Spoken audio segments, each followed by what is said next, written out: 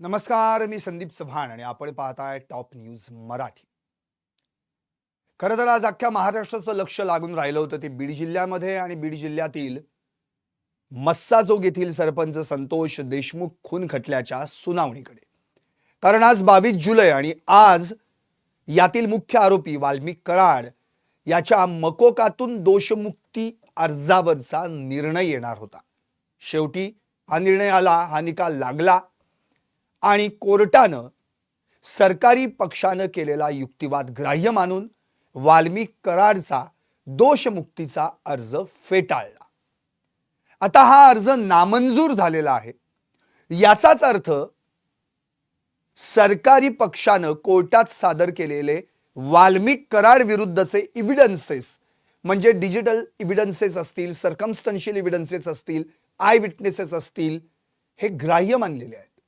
याचा अर्थ वाल्मिक कराड विरोधात स्ट्रॉंग एव्हिडन्सेस, स्ट्रॉंग पुरावे त्या ठिकाणी आहेत आणि त्यामुळेच त्याला मकोकातून दोषमुक्त न करण्याचा निकाल कोर्टानं दिलेला आहे.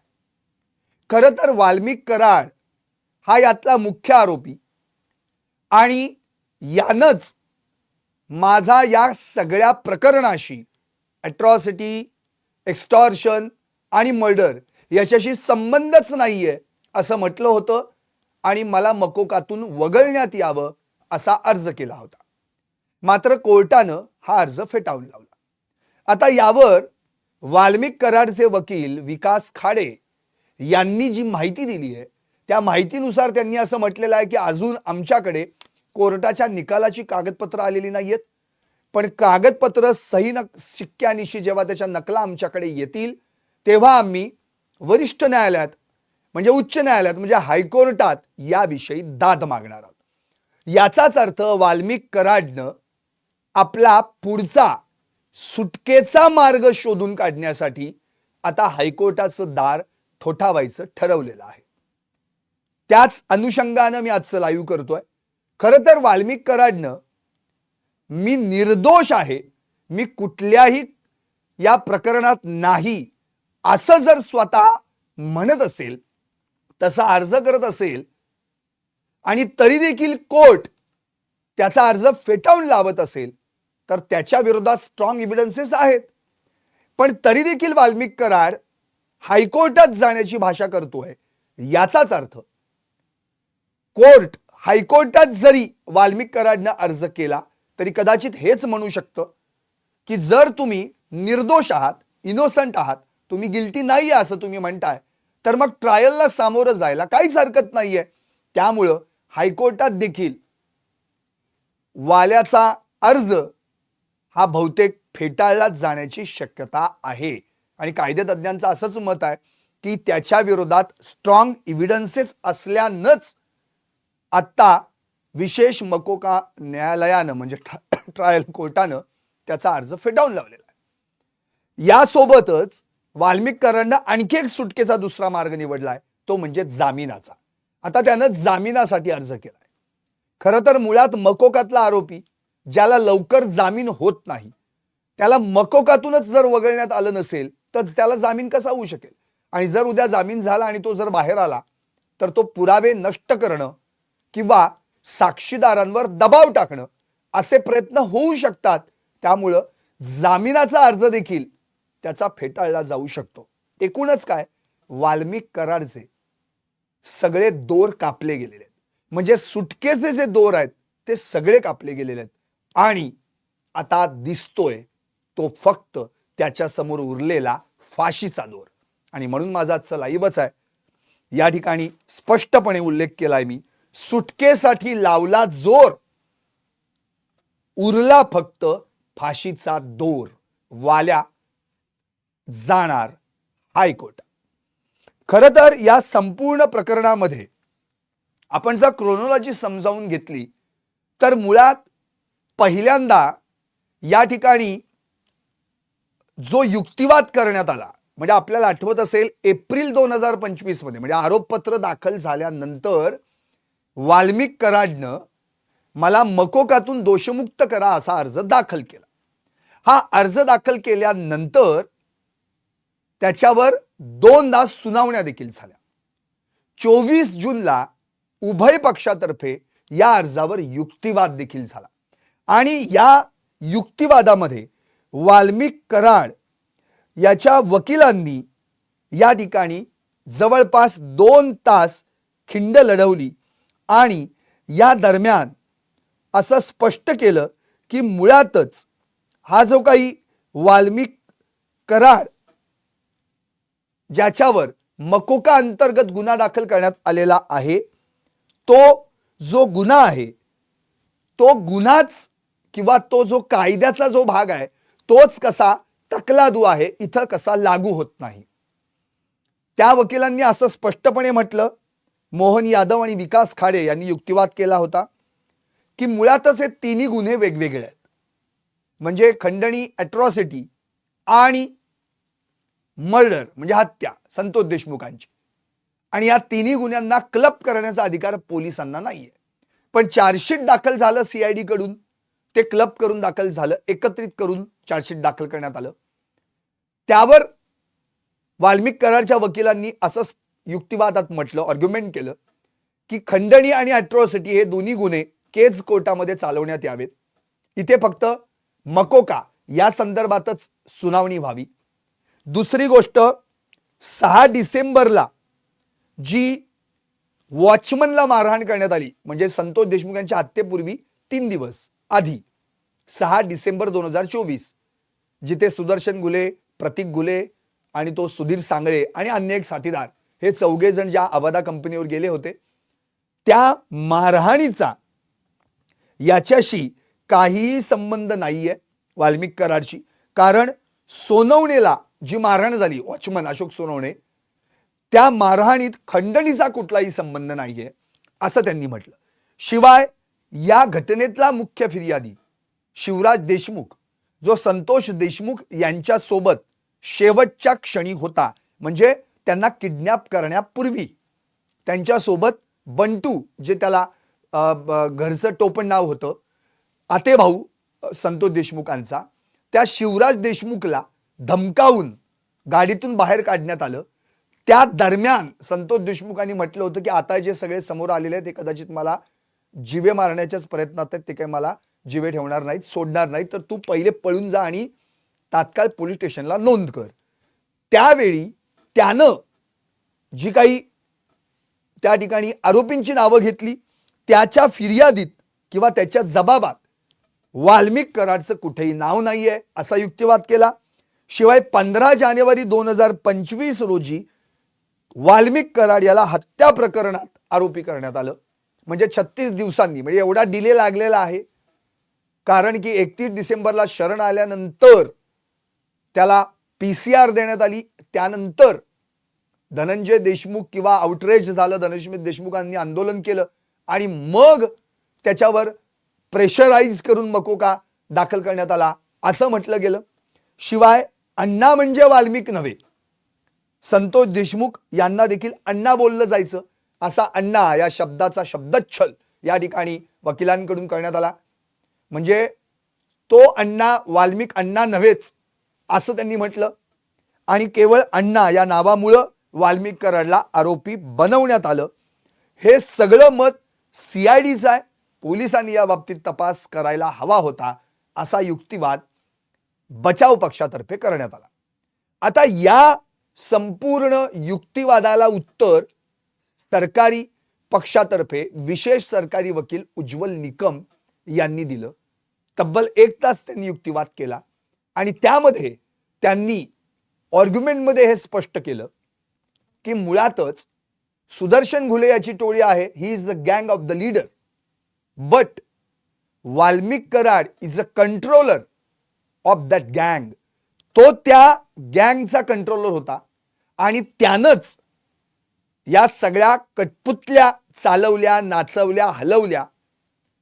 त्याच्याच इशाऱ्यावरून या टोळीनं संतोष देशमुख यांचं किडनॅपिंग करून त्यांची निर्घृण हत्या केली. त्यामुळं या संपूर्ण कटाचा सूत्रधार वाल्मिक कराड आहे असं त्या ठिकाणी उज्ज्वल निकम यांनी म्हटलं. शिवाय कराडच्या विरोधात जी काही आरोपांची जंत्री आहे ती सगळी त्यांनी कोर्टात देखील सादर केली.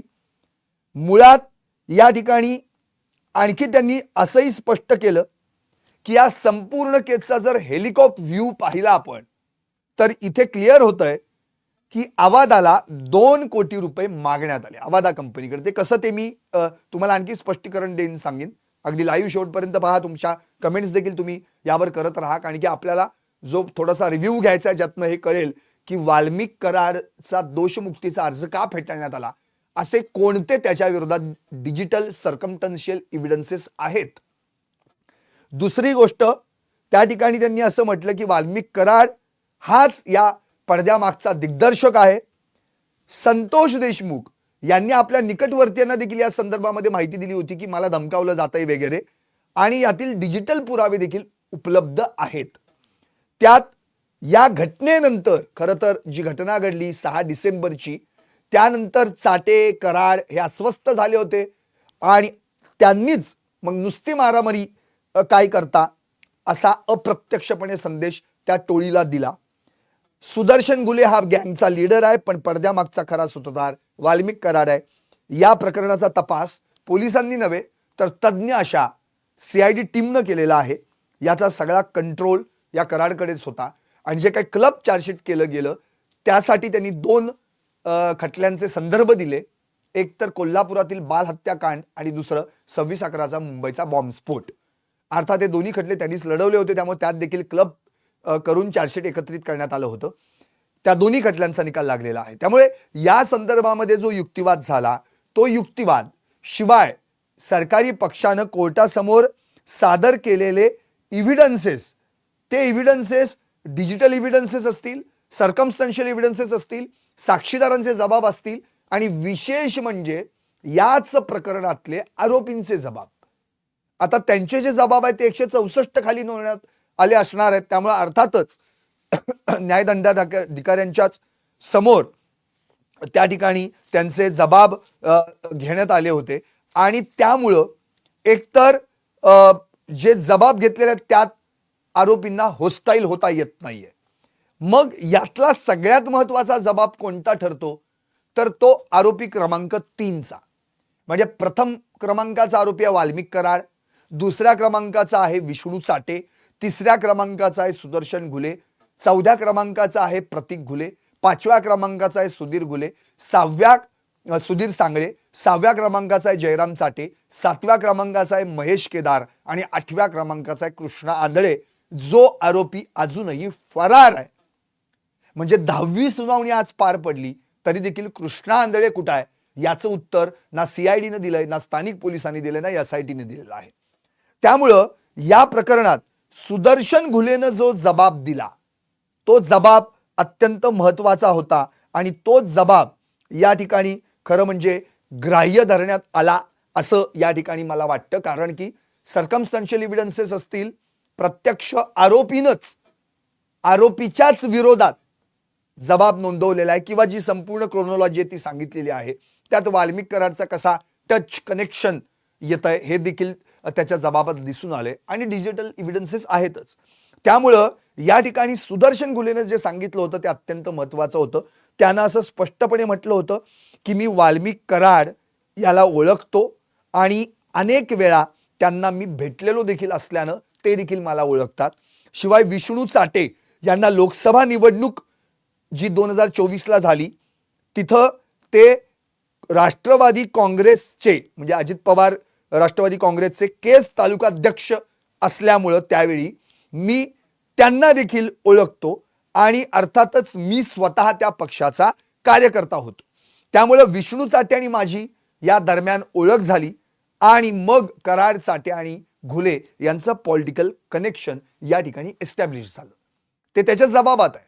दुसरी गोष्ट, आता त्यांनी दिलेले काही जबाब आहेत त्या जबाबामध्ये प्रत्यक्ष त्यानं स्वतः वाल्मिक कराडनं अवादा कंपनीच्या शिवाजी थोपटे यांना कशी खंडणी मागितली आहे हे देखील जबाबात मेन्शन केलंय.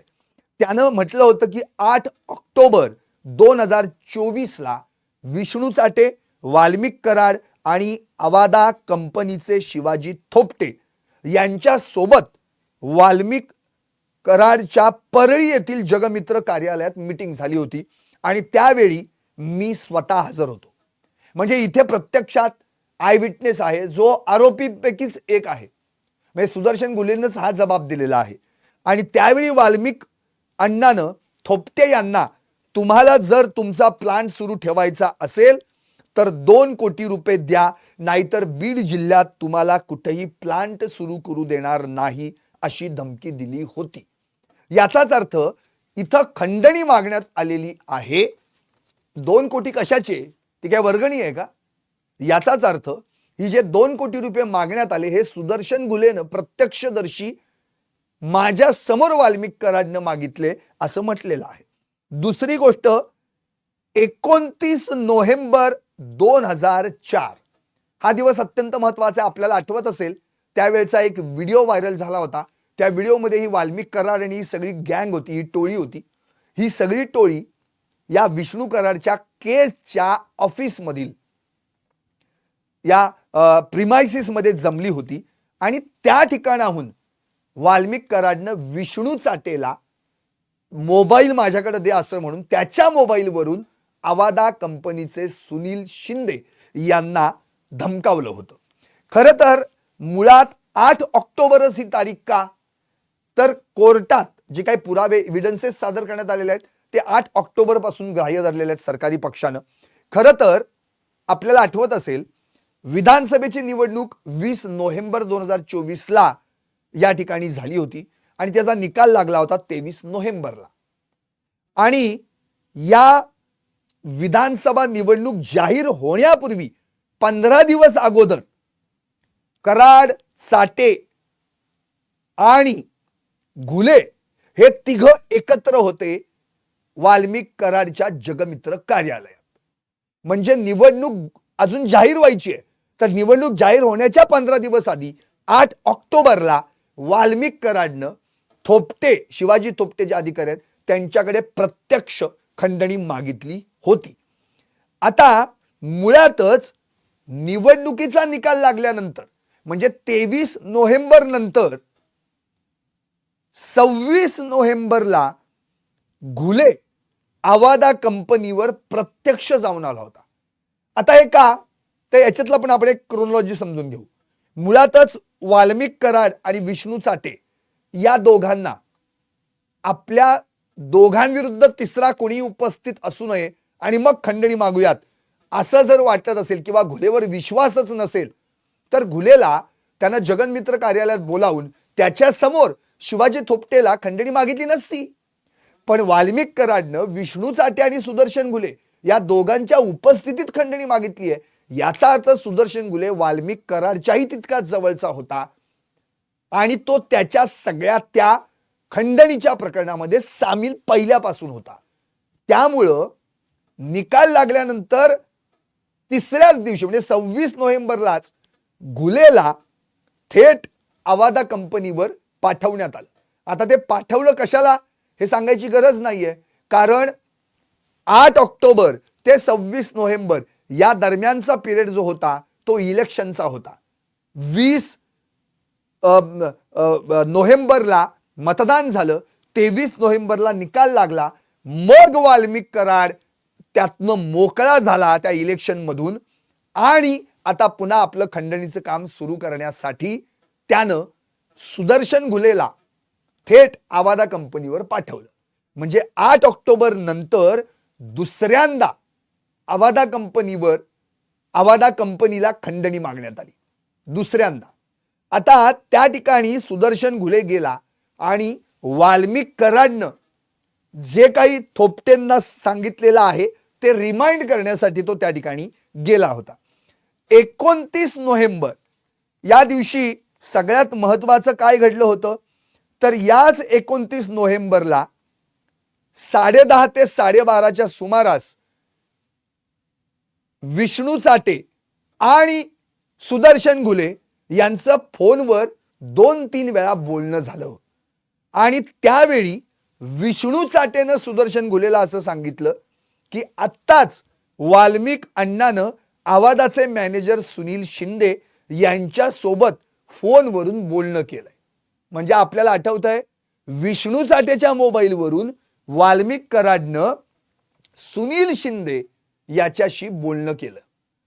एकतर थोपटेला 8 ऑक्टोबरला बोलावलं होतं, 26 नोव्हेंबरला सुदर्शन घुलेला रिमाइंड करण्यासाठी आवादा कंपनीवर पाठवलं होतं, तरी देखील पैसे मिळत नाहीत. खंडणीची मागणी जी केली आहे ती रक्कम मिळत नाहीये. म्हणून वाल्मिक कराड इलेक्शनमधून मोकळा झाल्यानंतर विष्णू चाटेच्या मोबाईलवरून थेट बोलला. हे बोलणं झालं. आता मुळातच विष्णू चाटेच्या मोबाईलवरून वाल्मिक कराड बोलला, पण नंतर विष्णू चाटेचा मोबाईलच गायब झाला. तो म्हणतोय मला आठवेनाच की मोबाईल कुठं पडला. त्याच्यावर एक एक्स्ट्राचं BNS कलम देखील ऍड करण्यात आलं. त्यानंतर आता त्यांनी जाणून बुजून मोबाईल टाकला का काय हे त्याचं त्याला माहिती. जिथं पडलाय तिथं जाऊन पोलिसांनी काही रेडियसमध्ये ते तपासला देखील, पण मोबाईल काही सापडला नाही. आता सुनील शिंदे यांच्यासोबत वाल्मिक कराडचं बोलणं झालं हे विष्णू चाटेनं सुदर्शन घुलेला सांगितलं आणि त्या दरम्यान त्याला त्या ठिकाणाहून पुन्हा एकदा त्याच दिवशी कंपनीवर पाठवलं. त्यावेळी विष्णू चाटेनं आठवण काय करून दिली तुला आठवतंय का? आपण दुर्गा पूजेच्या काळात शिवाजी थोपटे सोबत एक मीटिंग केली होती आणि त्याच्याकडे ठराविक रकमेची डिमांड केली होती, पण सुनील शिंदेनं अजून टाळाटाळ केलेली आहे. तू 26ला जाऊन आलास तरी काही मिळालेलं नाहीये. वाल्मिक अण्णांना असं सांगितलंय की तू लागलीच मस्साजोग येथील आवादा कंपनीवर जा आणि आपल्या मागण्या जे काय आहेत त्या आपल्या भाषेत त्यांना समजावून सांग. म्हणजे इथे धमकी द्यायचा पण प्रयत्न करण्यात आला. म्हणजे घुले दुसऱ्यांदा तिथे गेला. 26 नोव्हेंबरला पण गेला, 29 नोव्हेंबरला पण गेला. आता तो 1च्या सुमारास आवादा कंपनीत गेला. तिथं सुनील शिंदे आणि शिवाजी थोपटे यांना वाल्मिक अण्णाच्या डिमांड विषयी सांगितलं. डिमांड पूर्ण करतायत नसेल तर प्लांट बंद करण्याचा निरोपही त्यानं दिला. आता हे सगळं सुरुवातीला शिवाजी थोपटेनं वाल्मिक कराड याचा आवाज ऐकला होता, कारण की प्रत्यक्षातच 8 ऑक्टोबरला वाल्मिक कराड त्याच्याशी बोलला होता. जेव्हा वाल्मिक कराडनं विष्णू चाटेच्या मोबाईलवरनं फोन केला तेव्हा दोघेही तिथं होते, सुनील शिंदे आणि शिवाजी थोपटे. सुनील शिंदेंनी फोन स्पीकरवर ठेवला होता.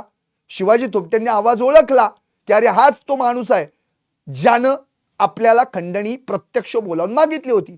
मग त्यांनी तो रेकॉर्ड करायला सुरुवात केली.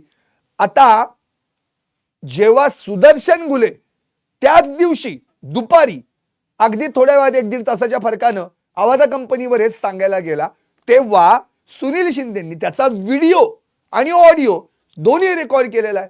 त्यामुळे वाल्मिक कराड याचा सुनील शिंदे यांच्या मोबाईलमध्ये रेकॉर्ड झालेला आवाज, तो शिवाजी थोपटेंनी ओळखलेला आवाज, सुदर्शन घुले आल्यानंतर त्याचा व्हिडिओ रेकॉर्डिंग आणि आवाज, हा ऑडिओ व्हिडिओ डिजिटल एव्हिडन्सेस पोलिसांकडे उपलब्ध आहे आणि तोच कोर्टात सादर करण्यात आला.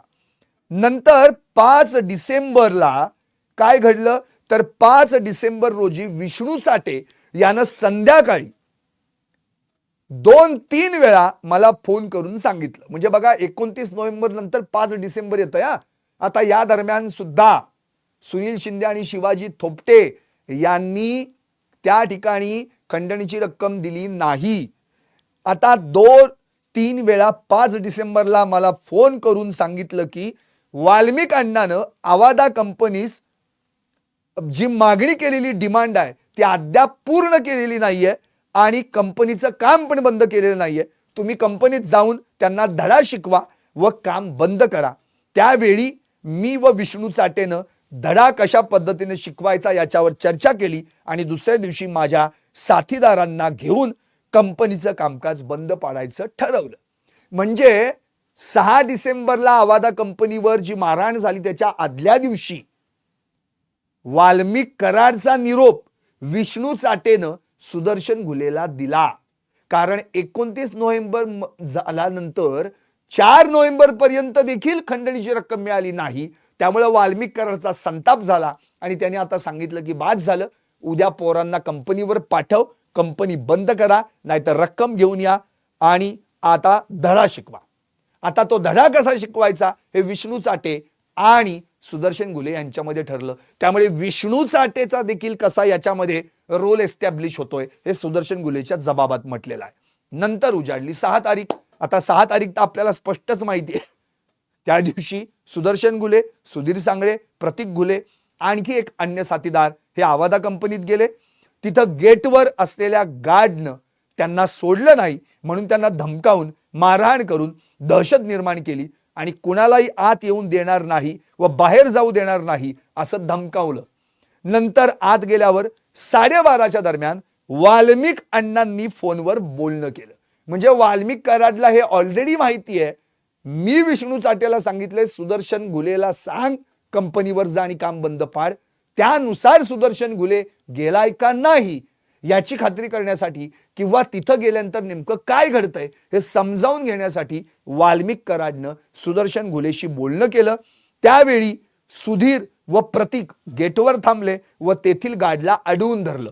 थोड्याच वेळात मस्साजोग गावातील काही लोक व तेथील सरपंच संतोष देशमुख तेथे आले व त्यांनी आम्हास कंपनी बंद करू नका, लोकांना रोजगार मिळवून द्या असं म्हणून मारहाण केली.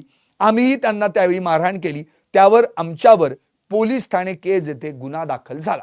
आता तो जो गुन्हा दाखल झाला तो इतका छोटा आणि इतका चॅप्टर केस मधला होता की दुसऱ्या दिवशी हा घुले पठ्ठ्या म्हणजे 6 तारखेला हे सगळं घडलं आणि 7 तारखेला संध्याकाळी वाल्मिक कराडशी फोनवर बोलतोय. मग आता तो काय जेलमधनं कोठडीतनं बोलणार आहे का? 100% त्याच्यावर गुन्हा दाखल केला आणि लगेच जामीन झाला. खरं म्हणजे याच दिवशी अॅट्रॉसिटीचा गुन्हा, खंडणीचा गुन्हा दाखल होणं गरजेचं असताना देखील पोलिसांनी इथंच कुचराई केली आणि इथंच तो PSI राजेश पाटील आणि PI प्रशांत महाजन यांनी माती खाल्ली. त्यांनी त्याच वेळी जर खंडणी आणि अॅट्रॉसिटीचा गुन्हा दाखल केला असता तर कदाचित 9 तारखेला संतोष देशमुख यांचा जीव वाचला असता किंवा हत्येचा प्रसंग झालाच नसता. आता 7 तारीख उजाडली. 7 तारखेला यांचा जामीन झालाय. स्वतः म्हणतोय तो. जामीन झाल्यावर रात्री 8. आता हाही प्रश्न आहे की यांचा जामीन केला कोणी? यांचा जामीन केला कोणी? कारण की विष्णू चाटे तिथे नव्हताच. विष्णू चाटे पुण्याला होता, त्याच्या आधी मुंबईला होता. वाल्मिक कराडही मुंबईला होता. मग यांचा जामीन केला कोणी? म्हणजे वाल्मिक कराड आणि विष्णू चाटे यांनी सूत्र हलवली. तिथं कोणीतरी माणूस पाठवला, जामीन करायला लावला, पोलिसांकडून तो जामीन करून घेतला. रात्री 8च्या सुमारास 7 तारखेला रात्री 8च्या सुमारास वाल्मिक अण्णाला फोन करून मी 6 डिसेंबरला काय घडलं ते सांगितलं. आता वाल्मिक अण्णाला सांगितल्यावर त्यानं असं सांगितलं, म्हणजे वाल्मिक अण्णानं, सुदर्शन घुले म्हणतोय जे झालं ते चांगलं झालं नाही. असेच जो तो उठेल आणि आपल्या आड येईल तर आपण भिकेला लागू. तसेच होत राहिलं तर कोणतीही कंपनी आपल्याला पैसे देणार नाही. आता जो कोणी आड आला असेल त्याला आडवा करावाच लागेल.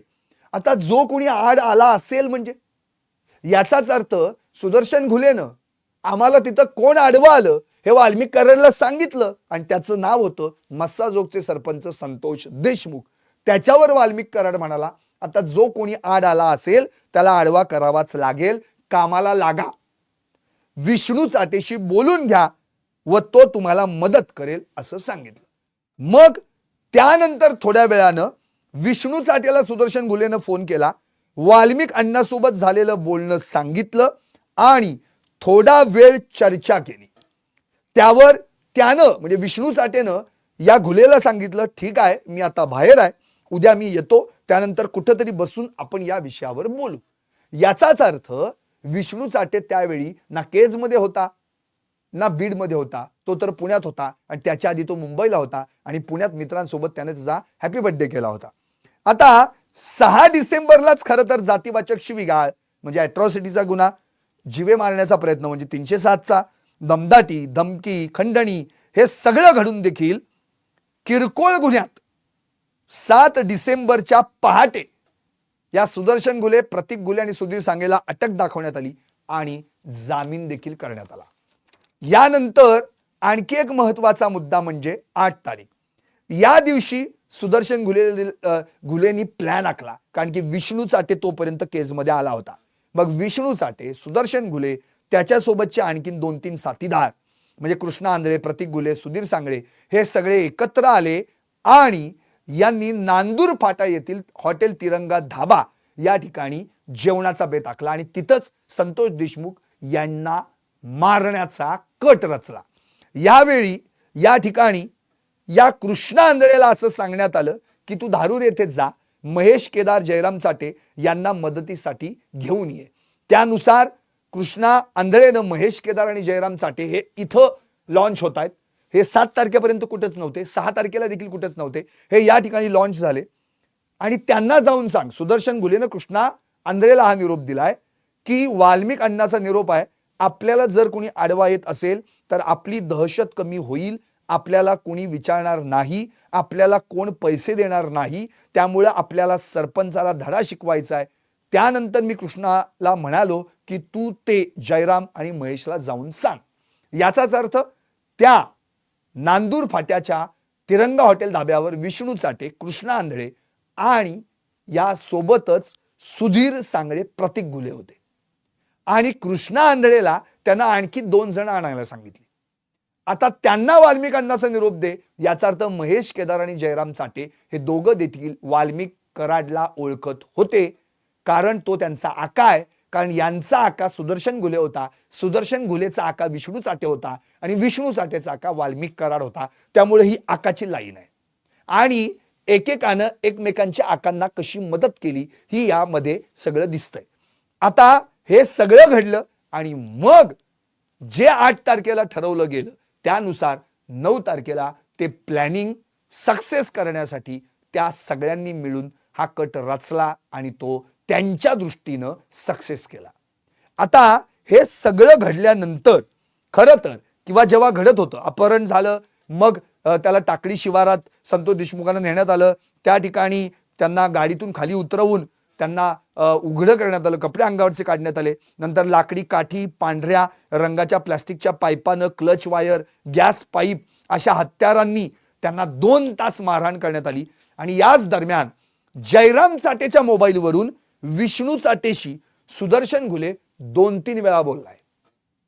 म्हणजे जसं खंडणी मागण्यासाठी वाल्मिक कराडनं विष्णू चाटेच्या मोबाईलवरून सुनील शिंदेशी बोलणं केलं, तसंच इथं जयराम चाटेच्या मोबाईलवरून सुदर्शन घुलेनं विष्णू चाटेशी बोलणं केलेलं आहे।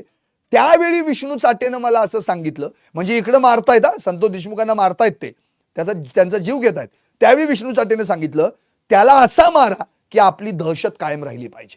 आता इथं विष्णू चाटेच्या विरोधातला हा प्रत्यक्ष जबाब सुदर्शन घुलेचा इथे एस्टॅब्लिश होतो। हे सगळं घडल्यानंतर हा सगळा जो जबाब आता या ठिकाणी आलाय, यानुसार सर्कमस्टन्शियल एव्हिडन्सेस, आय विटनेसेस, सुदर्शन घुलेचा आरोपीचा जबाब आणि डिजिटल एव्हिडन्सेस याच्यावरनं हे क्लिअर होतं। आणि नंतर तर आपल्याला सगळ्यांना माहिती आहे, व्हिडिओ जे व्हायरल झाले, फोटो व्हायरल झाले, त्यात प्रत्यक्षात संतोष देशमुख यांना कसं मारलं जातंय, अक्षरशः त्या प्रतीक गुलेंतर तोंडावर लघवी केली, त्यांच्या नंतर पळत येऊन त्यांच्या छातीवर उड्या मारल्या आणि त्यांना संपवलं। त्यामुळे हे सगळं जे काही या लोकांनी केलं किंवा या नराधमांनी केलं, या सगळ्यांचे पुरावे कोर्टाकडे सरकारी पक्षानं अगदी ताकदीनं मांडले आणि त्यामुळेच वाल्मिक कराडचा याच्यातला सहभाग अगदी शेवटपर्यंत दिसून येतोय, म्हणून वाल्मिक कराडचा दोषमुक्तीचा अर्ज फेटाळून लावण्यात आला। आता इकडे जसा वाल्मिक कराडनी दोषमुक्तीचा अर्ज सादर केला, तसाच तिकडे उरलेले जे आरोपी आहेत, आरोपी क्रमांक 2 ते 7, यामध्ये विष्णू चाटे, सुदर्शन घुले, प्रतीक घुले, सुधीर सांगळे, महेश केदार, जयराम चाटे यांनी देखील आपले दोषमुक्तीचे अर्ज सादर केले। पण यावर उज्ज्वल निकम यांनी मात्र जोरदार आक्षेप घेतला आणि त्यांनी स्पष्टपणे म्हटलं, ही खरं तर या आरोपींची मोडस ऑपरेंडी आहे, अशा पद्धतीनं खटला लांबवण्यासाठी, सुनावणी लांबणीवर कशी पडता येईल यासाठी यांनी एक अर्ज दाखल केलेले आहेत आणि मग त्यामुळे एक अर्जावर जर सुनावणी आणि युक्तिवाद होत राहिला तर हा खटला प्रचंड लांबेल आणि ते त्यांच्या दृष्टीने सोयीस्कर पडू शकतं।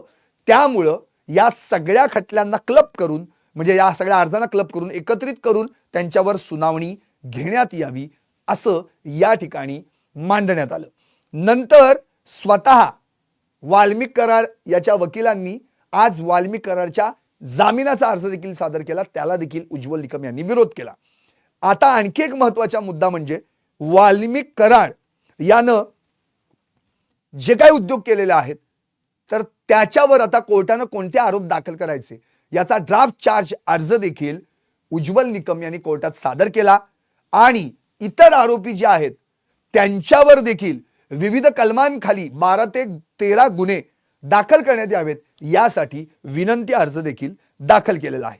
आता या अर्जांवर जेव्हा सुनावणी होईल म्हणजे जामीन अर्ज वाल्मिक कराडचा शिवाय ड्राफ्ट चार्ज अर्ज जो दिलेला आहे आणि या आरोपींच्या संदर्भातला विनंती अर्ज या सगळ्यांच्या सुनावण्या पार पडल्यानंतर आरोपींवर चार्ज फ्रेम होतील म्हणजे आरोप निश्चिती होईल आणि मग खऱ्या अर्थानं खटल्याला सुनावणी होणार आहे।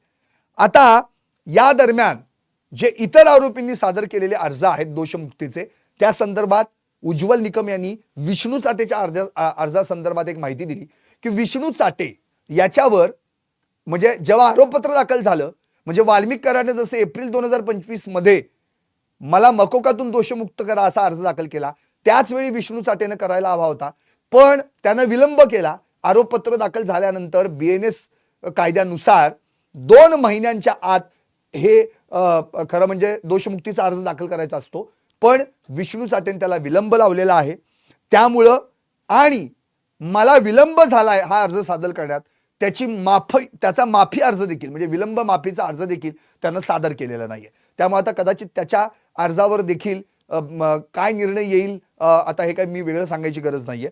शिवाय आता राहिला मुद्दा प्रॉपर्टीचा या वाल्मिक कराडची जी प्रॉपर्टी आहे ती प्रॉपर्टी मुळातच किंवा इतर आरोपींची प्रॉपर्टी आहे ही तपास यंत्रणेच्या ताब्यात आहे आणि या ठिकाणी उज्ज्वल निकम यांनी मागच्या वेळी याच्यावर युक्तिवाद झाला होता त्यावेळी सरकारी पक्षाच्या वतीनं आरोपींच्या संपत्ती जप्तीचा अर्ज करण्यात आलाय तर बचाव पक्षातर्फे जी बँक खाती गोठवली होती त्यावरील निर्बंध उठवण्यात यावेत यासाठी अर्ज करण्यात आलाय।